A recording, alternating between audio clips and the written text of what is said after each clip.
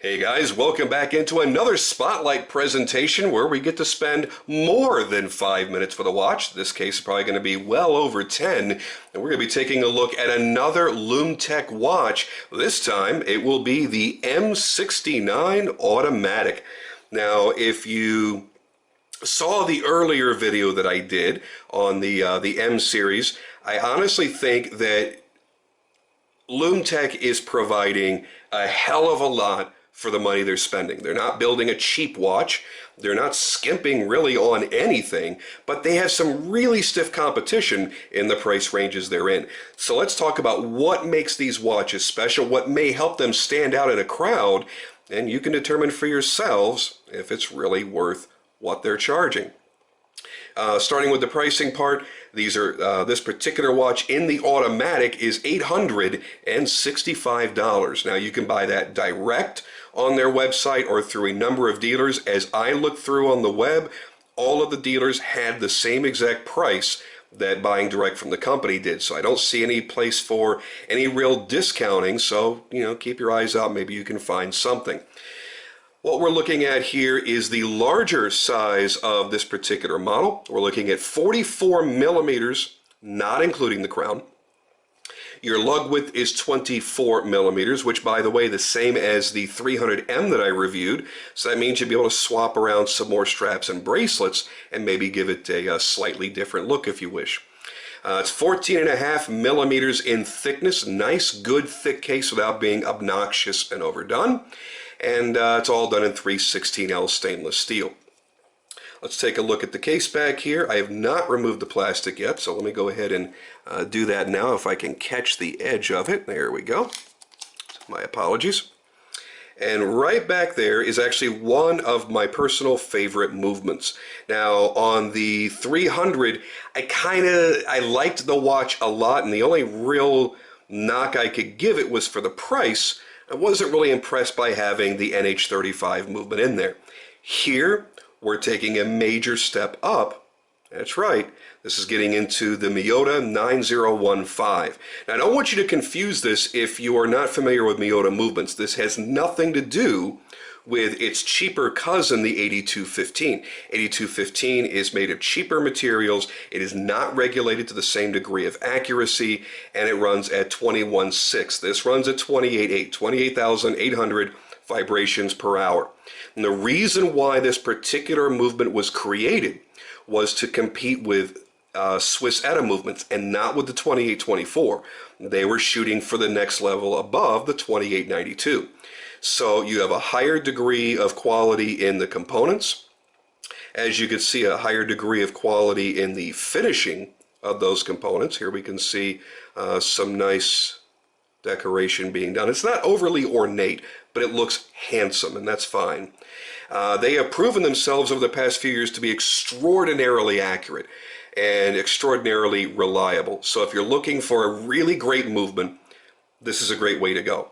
I can't call it a cheaper alternative to an ETA 2824 or 2892 because it's in the same wheelhouse. It's in the same kind of price range. So this is not a cheap movement. So I'm really, really happy that they stepped up and used such a high quality movement in this particular watch. Let's go ahead and screw the crown down there and let the central sweep hand tell you the story. Sweeping very, very smoothly. So underneath that sapphire crystal, you have a nice, clean, matte black dial. And see if I can give you the appropriate angle here. And you will see that it is a sandwich style dial. That means the black dial that you're seeing here, where all of the hour markers and the numerals are, those are completely punched out. As a matter of fact, I think they use a CNC to do that particular cutting. I think I read that somewhere. Yes, they do a CNC cut through. It's listed on their website. So they cut all those areas out and reveal a secondary dial underneath. That dial underneath has a ton of super luminova, which is obviously fantastic. Really, really nicely done. And they've used a really nice hand style here where you've got a very thick application of super luminova there as well. They've used a negative style date, so you've got the black on black instead of a white date. So that obviously adds to the overall aesthetic. And you've got a really nice, high quality, genuine leather strap with the red stitching that goes along with the red accents on the dial. Now, speaking of the strap, let me show you the packaging and all the other goodies that come with it. So let's move the watch out of the way for right now. And there is the familiar Lum-Tec box, just like I showed you on the previous video. Now, in that video, only one of the two compartments had something in there. This one, they both do. So we get this bad boy opened up, and what do we have in here but a rubberized strap. Again, I don't know if they're using silicone or polyurethane, but it is a rubber style strap. Very handsome, very nicely done, custom buckle. And over here on this side, you get a stainless steel bracelet that I am probably not going to be able to get out of the packaging quick enough. There we go. Oops. So, nice, clean stainless steel bracelet with a push-button dual deploying clasp. It's actually a nice, handsome bracelet, very thick, good solid end links on there, very tough. Again, I'm going to call it out like I did on the last one. For this price level, I would honestly expect a much easier system in which to change out the bracelet and strap, and more secure system that will last for a much longer period of time. And I would want to see screws instead of friction pins. Let's see if they put screws in this one. And no, those are friction pins once again. There's the little telltale arrows. And that's really it. I would definitely say at this premium price point, you do deserve to have those two upgrades. And if not, if they're going to continue with this system, they should honestly give you a spring bar tool. They do not. There's nothing worse than being given options, but given no way to exercise those options. But again, like I mentioned on the last video, that's really just nitpicking. You've got such a nice watch here that you have to really search out things to call out as negatives. I'm never going to bullshit anybody. I'm not going to blow sunshine up your ass. There's rarely going to be a time that you're going to see a watch out here that is so amazingly perfect that only glorious things can be said about it. And there's a very, very, very small percentage of watches out there that are that great. What I do like is the fact that for $865, you are getting a nice quality build. You're getting really, really nice finishing work, sapphire, AR coatings, sandwich dial, super luminova, a great high performance movement that's going to last you beyond your lifetime, and you get the leather, rubber, and steel bracelet. All that together is pretty damn amazing. Now, one of the things that I had mentioned on the other video, and this goes back to talking about cost, is the fact that they're not just using any standard application of Lume. Number one, they're using the most expensive luminescent compound there is, and that's super luminova. Number two, they are running at 8 processes in order to apply it. So instead of having the standard, I think the standard, if I'm not mistaken, is 3 passes. And I might be off on that, but I believe it's 3 passes. I know when I've had watches produced, I'm kind of a Lume fiend. I've gone to 6 passes. They're going to 8, and that is really taking it to the nth degree, and that's very, very, very, very expensive. They're using expensive sapphire and large sapphire crystals. When you get over, I think it was a 34 millimeter last time I checked, there's a big price jump. When you go from 34 to that next size in sapphire, there's a very big price jump. So you're spending a lot of money to manufacture this watch. The packaging, not cheap either. You got a nice solid wood box with compartments. They give you a lot of printed material to go with it as well. So you're going to get this certificate of authenticity, which is good because this is a numbered limited edition. They're only making 175 of this particular watch. So yours will be one of 175. A lot of people, let's face it, we pay for exclusivity. We like exclusive things. So on here is going to be marked your model, your numbering, the date of manufacture, and then the movement that's inside. Then, of course, signed by El Presidente. Now, the one thing that everybody always wants to know, how does the Lume perform? I'm going to do the same thing I did on the first video, since I happen to be wearing the exact same watch, and I have my other watch out here with it. We're going to charge these up equally, and we're going to see how the Lume performs, and really, you know, what the difference is that you're paying for here. Because when you're talking about 8 layers of super luminova versus, I don't know how many Deep Blue is using, but they are legendary for making extremely luminescent watches, and I use 6 passes on my hyperdive. You're talking about a greater degree of performance at a greater cost. I mean, nothing is free in this world, unfortunately. So I think we have a good enough going there for charging with the black light. Let's get rid of that. And let's see what happens when the lights go out. Alright, let's go 2 by 2. Now, a lot of people have commended me on the Lume that I did on the Strider. Everybody loves it. It looks great. I'm big into doing two-tone. It's still not as bright as 8 passes. That is a tremendous amount of Lume. Now let's put it up next to Deep Blue, who we all know very, very well for their luminescence. And it's very, very, very close. I'd call that only a marginal difference. Now I'm also holding one of Deep Blue's more expensive watches. You're in the same price range here.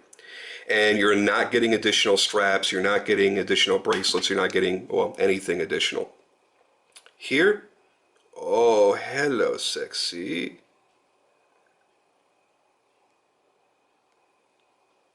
Imagine this, you're asleep, you hear a noise, you wake up in the middle of the night, and somebody's blasting you in the face with this.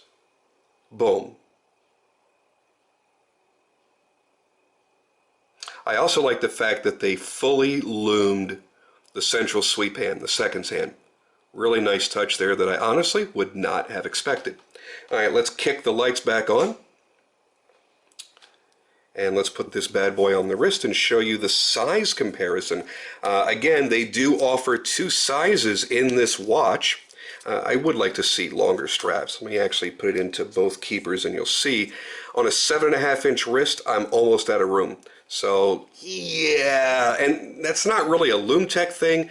I am noticing that on probably 80% of all the watches I've been reviewing lately, that they all have tragically short straps. I don't know why. Anyway, here it is on the wrist. Now you can buy the smaller version. I asked for the larger version because even though I don't wear ginormous clown watches like I used to, I do still like a larger, more substantial watch. I'm not a teeny tiny guy, so I do like to have something a little more substantial on my wrist. I have worn this a couple of days. It's comfortable. It's really easy to live with. You almost don't realize that you're wearing a watch. And it sounds funny when you talk about a watch this large, but no, it really does play very, very well. Very easy to wear. So overall, I think it's a fantastic watch. I think it's sexy. Here's the thing, and this was immediately brought up when I posted the first images that I took on my Instagram. First thing people want to say is, oh, that down there, that doggone watch look like a Panerai. Well, yeah, it does look like a Panerai, but let's remember something. Panerai didn't corner the market on cushion-shaped cases. My personal favorite case shape is a cushion-shaped case. And what happens a lot of times is when somebody sees a cushion-shaped case and you start seeing the same style numerals, people just say, well, it looks like a Panerai. Well, let's think about why. There's not a lot going on here or on the Panerai. It's a very simplistic look, and that's why it's so popular. It's a simple dial, simple cutouts, simple shape to simple design to the overall watch. There's not a lot going on. So just by having the same case shape or similar case shape and using this Italian military style of font, yeah, you're going to draw that natural comparison. Hey, it's up to you as to whether that bothers you or not. Personally, it doesn't bother me. The customer that is buying a $7,000, $9,000, $15,000, $50,000 Panerai is probably not the same customer looking at a sub $1,000 Lum-Tec. It's probably not the same guy. So you really don't have any issues there. There's no cross-contamination or cannibalism, if you will. If this was a $5,000 watch, I'd look at you and go, fuck that, go buy the Panerai. But it's not. And it's not trying to be. Yes, it's got the feel. And I understand that very well because many of you remember when I designed the Man of War. That was my take on a cushion-shaped case. I made it larger and bolder and more aggressive than any Panerai, but the first thing people said was, that looks like a Panerai. Well, yeah, but if you put them side by side, there was nothing that was even, remotely the same. But it's that feeling. We've grown up with that look as watch collectors. We've loved that look. Most of us aren't old enough to have seen or owned the original, which was a Rolex, when Rolex was making Panerai, and then Panerai adopted the design when they went off on their own. They really popularized it. They made it what it is today, and that's fine. But that doesn't mean the dozens and dozens and dozens of other brands that also make really good-looking cushion-shaped watches shouldn't be judged on their own merits. Here, we've got the components, we have the construction quality, and we have the movement quality to easily justify the price. If you can't justify the price, then think about this. You've got more lume than almost anybody on the market that I can think of. You have the leather, the rubber, and the steel bracelet. So you've got a lot going for you. You've also got something that I really don't hear anybody else mentioning. For the lifetime that you own any Lum-Tec watch, if you've got an automatic and it starts running a little bit inaccurate, starts gaining time, losing time beyond a reasonable degree, you get lifetime movement adjustments. It's pretty damn awesome. Well, they really did a good job. They did. It's a good looking watch.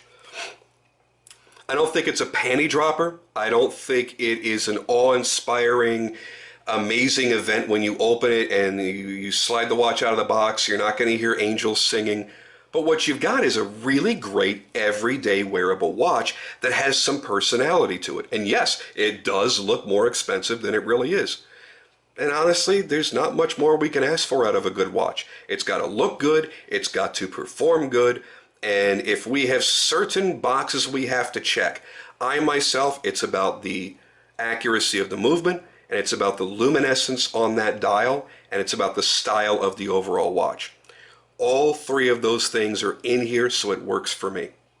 I think it's a great deal. I think it's a great brand. You need to discuss that in your own mind, looking through their website, looking through the various options. They have quartz options. They have a quartz GMT that looks really nice. You have the automatic here.